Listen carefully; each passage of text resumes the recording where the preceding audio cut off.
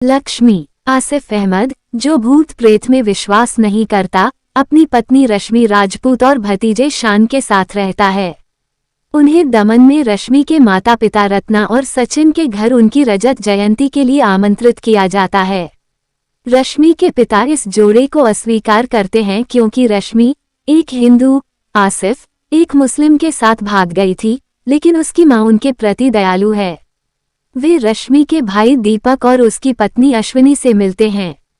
आसिफ और शान अगले दरवाजे के मैदान में जाते हैं, जिसके बारे में माना जाता है कि वह भूतहा है। जब वो क्रिकेट के खेल के लिए स्टंप लगा रहा होता है तो स्टंप एक दबे हुए शरीर से टकरा जाता है। स्टंप पर खून लग जाता है, लेकिन आसिफ उसे गीली मिट्टी समझकर घर के लेमन ग्रास के पौधे में धो देता है। इसके बाद रत्ना, अश्विनी और दीपक सभी को घर में अलौकिक अनुभव होते हैं। पुजारी के निर्देशों का पालन करते हुए वे पुष्टि करते हैं कि वास्तव में उनके बीच एक आत्मा मौजूद है। आसिफ उसी पौधे से लेमन ग्रास चाय बनाता है जिसमें उसने खून धोया था। जब वह इसे पीता है तो भूत उस पर हावी हो जाता है और वह स्त्रैण व्यवहार करना शुरू कर देता है और रात में हत्याओं की होड़ में लग जाता है, जिससे आसिफ को छोड़कर परिवार को पता चलता है कि कुछ गड़बड़ है। ये पता चलता है कि 3 भूतों ने उसे पकड़ रखा है, एक हिंसक ट्रांसजेंडर महिला, एक मुस्लिम आदमी और एक मानसिक रूप से विकलांग लड़का। आसिफ का परिवार एक भूत भगाने वाले को काम पर रखता है जो उसके शरीर से मुख्य आत्मा को बाहर निकालता है। फंसकर भूत अपनी कहानी बताता है। लक्ष्मण शर्मा उर्फ लक्ष्मी को उसके माता पिता ने ट्रांसजेंडर होने के कारण बचपन में ही त्याग दिया था। उसे अब्दुल चाचा नाम के एक दयालु मुस्लिम ने गोद ले लिया, जिसका एक मानसिक रूप से विकलांग बेटा है।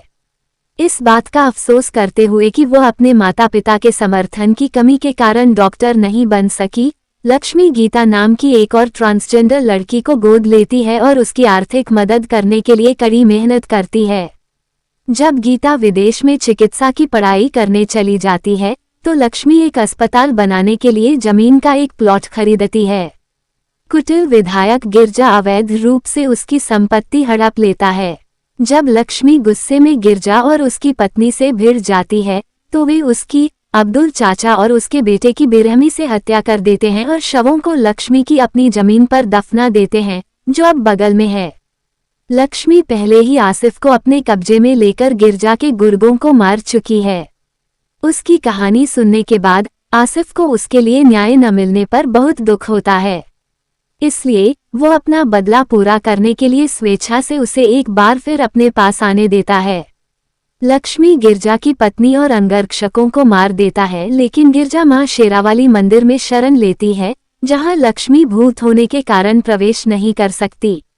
हालांकि आसिफ एक इंसान होने के नाते प्रवेश कर सकता है और गिरजा को जबरन बाहर खींचने से पहले लक्ष्मी को अपने शरीर से बाहर निकाल देता है। लक्ष्मी वापस आती है और आखिरकार गिरजा को मार देती है। 3 महीने बाद आसिफ ने लक्ष्मी के सपने के अनुसार अस्पताल का निर्माण किया है।